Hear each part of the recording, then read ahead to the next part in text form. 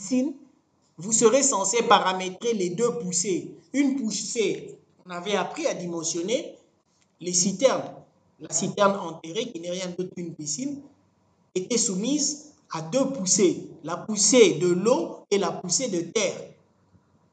Donc ici, si vous savez que vous réalisez votre piscine, le mur que vous allez utiliser, à gauche, vous paramétrez en fonction de la poussée des terres, à droite, vous paramétrez en fonction de la poussée de l'eau. Et on sait bien que la poussée de l'eau va s'annuler une fois par rapport à la poussée des terres. Mais nous sommes censés prendre cela en considération. Pourquoi? Parce que si la piscine se vide de son eau, il faudrait que le mur soit suffisamment robuste pour résister à la poussée des terres. Donc ça, n'était qu'une parenthèse par rapport à la piscine, parce que nous sommes en train de réaliser, de paramétrer le mur, le mur en béton armé au niveau du sous-sol. Voilà. Donc, je reprends. C'était une parenthèse, parce que s'il faut que je travaille sans expliquer, vous n'allez peut-être rien comprendre. Donc, je reprends. Voilà, donc je vais dans pousser, éditer pousser du terrain. Et puis là, je viens sur nouveau. Voilà. J'ai situation, la première situation, hauteur, côte, niveau. Je lui dis non, au lieu de 3 mètres, voilà. Je dis, ben voilà, 1,60 m. Voilà. À 1,60 m. Ici, je ne me prends pas la tête. Vous vous rappelez de la masse volumique qu'on avait utilisée pour la poussée de terre. Le sol, la terre fait pratiquement, le sol fait pratiquement 2 kN. Pardon, 20 kN. Au niveau du livre qu'on avait utilisé, dans ce livre, on avait 16 kN. Ben, dans d'autres documents, c'est 18. Donc ici, vous avez 18 kN, mais ça dépendra de vous. Vous pouvez passer à 20, comme je l'avais expliqué la fois passée. Donc, je laisse ici. Poids volumique jaugé, ici, vous ne touchez pas. L'angle de frottement, vous ne touchez pas. Vous allez modifier l'angle de frottement en fonction de la nature du terrain. Pendant qu'on faisait ouvrage d'art, je vous avais présenté un tableau où on avait différents types de sol et chaque type de sol avait un angle de frottement, un angle de frottement qui lui était propre. Donc, par rapport à votre type de sol, si vous êtes à 10 kN, 2 kN, vous vérifiez, 20 kN par mètre cube, vous vérifiez si vous avez, quel angle d'inclinaison correspond avec le type de sol que vous avez au niveau du site. Ici, vous laissez à 0, ne touchez pas. Maintenant, au cas où vous avez une présence d'eau, ça veut dire si le terrain est marécageux, vous venez avec nappe phréatique et vous déterminez la hauteur, c'est-à-dire la profondeur à partir du niveau 0. Par exemple, je laisse dans ce cas-là 1 mètre. 1 mètre, ça veut dire depuis le niveau moins 1,60 m jusqu'à du niveau 0 jusqu'au niveau moins 60. C'est à partir du niveau moins 60 que nous avons la présence de l'eau. Voilà. C'est juste des paramétrages qu'il faudra prendre en considération. Et puis, je valide. Dès que j'ai fini de valider, je lui dis, la poussée sera à gauche ou à droite. Je lui dis, ben, ma poussée sera à gauche. Voilà. On aperçoit la poussée en question. Et là, j'ai plus 1,60 m, qui est le niveau. Et là-bas, j'ai 1 mètre. Mais il va me compliquer l'existence. Voilà. Je valide. Ah, ok, c'est bon. Mon mur est maintenant prêt à être placé. J'ai fini avec le paramétrage parce que le paramétrage est très, très important. Si vous comprenez votre cours, vous avez compris votre cours, vous n'aurez pas de problème pour paramétrer n'importe quel logiciel, et je clique sur Accepte. Et qu'est-ce que je fais? Je viens tout simplement, je décoche d'abord le monsieur accrochage. Il est bon pour les poteaux, mais il n'est pas bon pour les murs et les poutres. Et je me mets à placer mes murs. Je tire un mur continu jusque-là. Voilà. Automatiquement, vous apercevez la poussée. Et là, je clique de là jusque-là. On aperçoit la poussée. Ça, c'est le deuxième mur. Là, je passe au troisième mur. Les murs, c'est seulement sur le contour. On a de là à là, j'en place. De là à là, j'en place. Et de là à là, j'en place. Voilà que j'ai fini avec mes murs. Automatiquement, il m'a présenté un point d'interrogation parce que la surface est fermée. On se retrouve avec un vide dedans. Il se demande qu'est-ce que je vais mettre dedans. C'est quoi? C'est le radier que nous allons devoir insérer dedans. Voilà. Puisque je suis au niveau des murs, je m'en vais aussi réaliser les murs de l'ascenseur. Je retourne dans mur. Je clique. Entrée mur, mur en béton armé. Cette fois-ci, le mur quitte le sous-sol jusqu'au niveau de la terrasse. L'ascenseur ira jusqu'au niveau de la terrasse, depuis le sous-sol jusqu'au niveau de la terrasse. Mais là, je vais désactiver la poussée. Voilà. La poussée, je l'avais déjà paramétrée. Si je clique là, il me présente la poussée. Je n'ai pas besoin de poussée pour l'ascenseur. Donc, je désactive la poussée. Vous remarquerez que cette poussée, ce mur-là, a toujours le même débordement. Je valide. Je valide. Et là, je m'en vais jusque là. Je vais ajuster plus tard. Voilà. Et là, vous remarquerez que vous avez des murs sans poussée.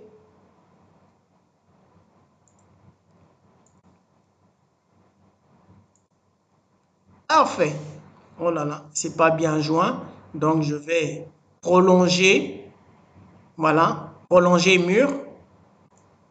Je prolonge. Il me dit, voilà, il y a un problème. Ça s'est superposé. De là, je viens. Voilà. Il y a un petit souci ici. Donc, du fait qu'il y a souci, je m'en vais le supprimer. Voilà, effacer complet. Parfait.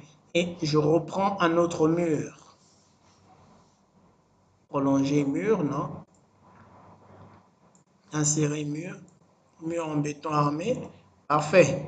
Je le prends là-bas et tac. Là, c'est parfait. Voilà.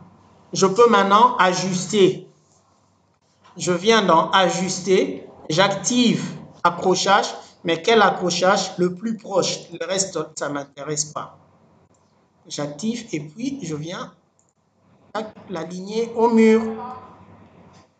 Là, c'est bon. Ici, je l'aligne au mur. Là, c'est parfait. Là, je l'aligne au mur. Parfait. Là, c'est parfait. C'est plus que parfait.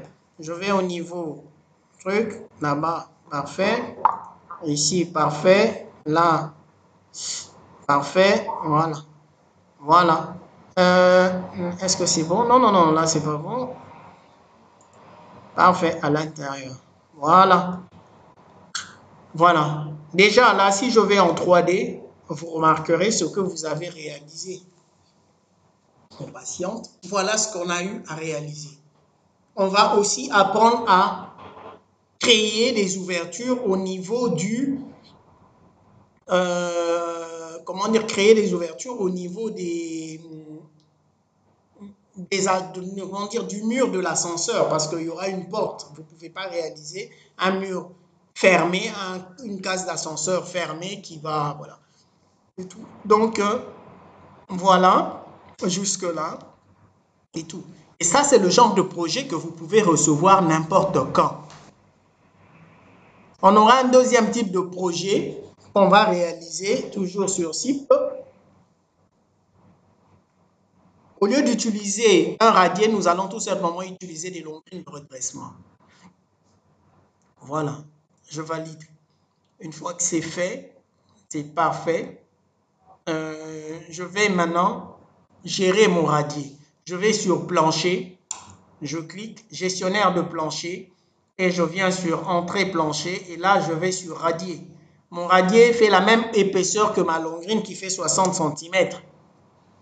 Voilà. Et je gère le sol. Il ne faut jamais oublier. Le sol a été géré pour les longrines que nous avons au niveau euh, en dessous les murs, mais aussi pour le radier. Une fois que c'est fait, je valide. Je viens d'abord à l'intérieur.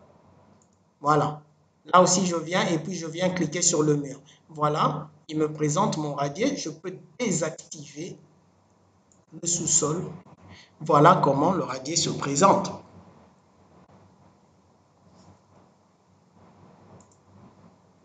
Je suis au niveau du sous-sol. Oh là là, qu'est-ce que j'ai fait? Non, non, non, non, non, non. Non, non, non, non, non, non, non, non. Je viens. En fait, le radier, on devait au niveau de la fondation. Je descends en fondation. Voilà, je suis en fondation. Oh là là, c'est pas grave. Entrée radier. Le radier a déjà été paramétré. En fondation, nous le plaçons. Je touche, je place, je touche. Parce qu'ici, qu'est-ce qu'on aperçoit? On aperçoit le mur et la longrine. Maintenant, lorsqu'on a eu à faire le radier ensemble, vous allez vous rappeler que je vous avais dit que le radier, quand vous réalisez votre radier, vous devez toujours prévoir un débordement de 30, de 20 à 30 cm ou de 30 à, je sais pas, je sais plus, de 30 cm, voilà. C'est pour quelle raison? Pour assurer l'équilibre du radier et pour assurer aussi les murs au cas où on aurait des murs périphériques. Donc, ce débordement-là pourra gérer les longrines qui vont recevoir directement les murs. Donc, voilà. Voilà, c'est fait. Je passe à l'état suivant. Je viens là. Ici, je n'ai pas à l'intérieur. Là, je n'ai pas de... J'ai un vide. Je monte sur chaque niveau. Au niveau de la case d'escalier, c'est un vide.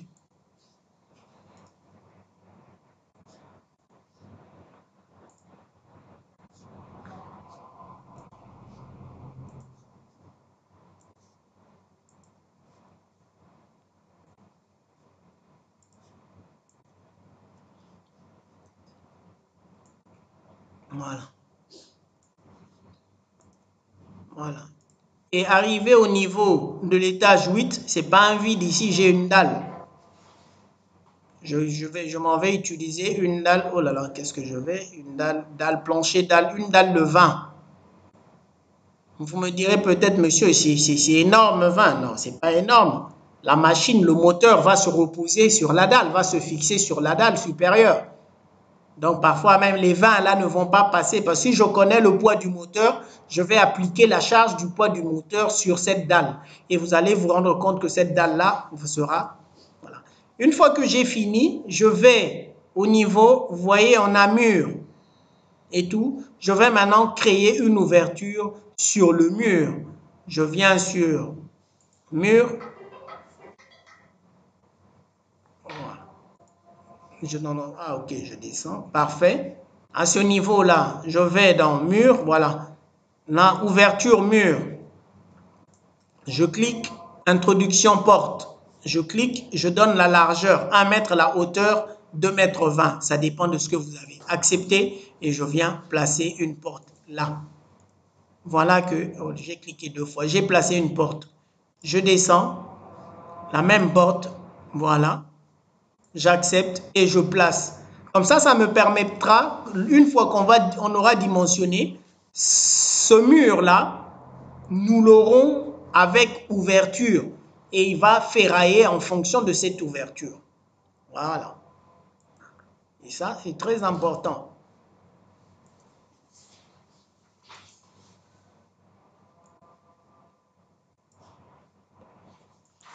Voilà.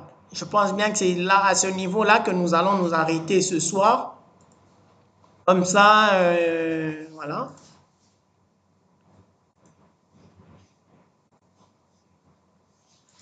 Vous vous êtes convenu avec M. Diamé pour les autres chapitres? Non, non, ici on n'a pas. Voilà. Pas encore, hein? Voilà. Donc il faut voir ça avec lui. Une fois que vous aurez vu ça avec lui, voilà. Voilà. Et tout. Je peux me permettre de supprimer pour un plancher, gestionnaire plancher, voilà. Au niveau du premier jusque-là, voilà, je supprime juste pour vous donner une idée de ce que nous avons fait. Voilà, je pense qu'on aperçoit tous l'ouverture, les ouvertures que nous avons créées. Et vous apercevez les longrines qui ont créé le débordement là. Et ça, c'est très important. Mais ne vous en faites pas, une fois que nous allons lancer les calculs, les longrines ne vont pas apparaître. On aura tout simplement un radier plein.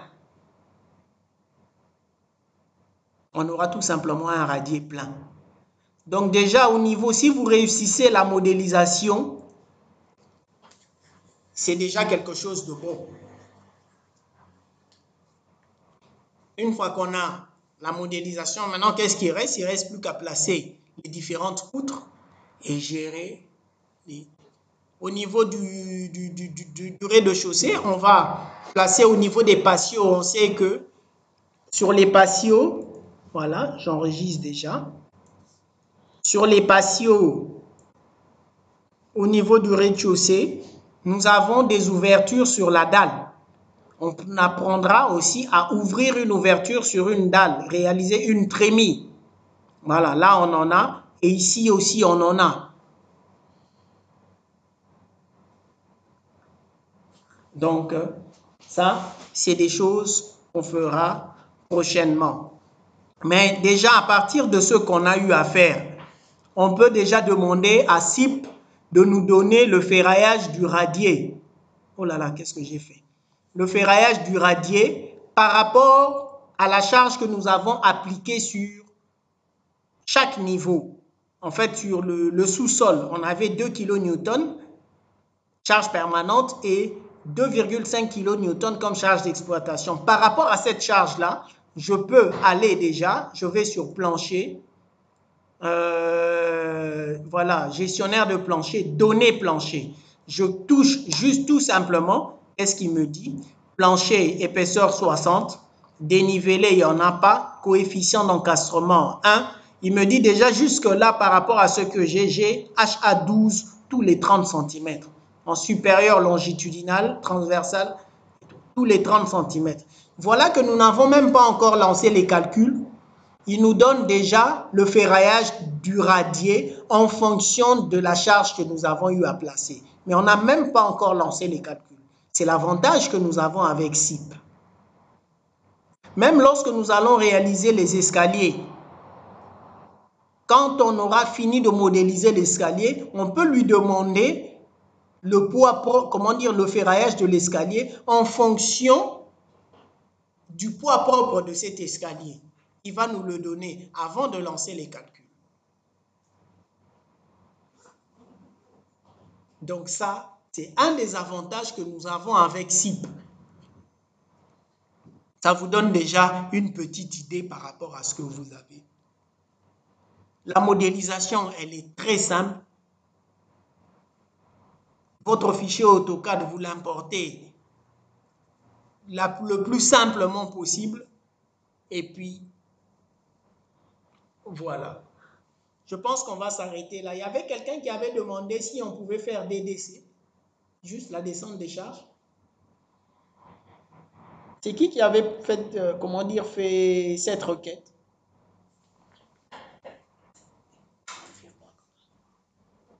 Voilà. Donc, c'est pas grave. Donc, voilà pour et tout. Essayez de vous mettre à jour déjà pour le paramétrage. Comme vous avez pratiquement le lien de téléchargement des vidéos que j'ai envoyées. et tout. Donc, vous commencez à paramétrer et puis on verra. Prochainement, on aura à répondre à toutes les questions que vous aurez en fonction du travail que vous aurez fait. Donc, voilà, pratiquement.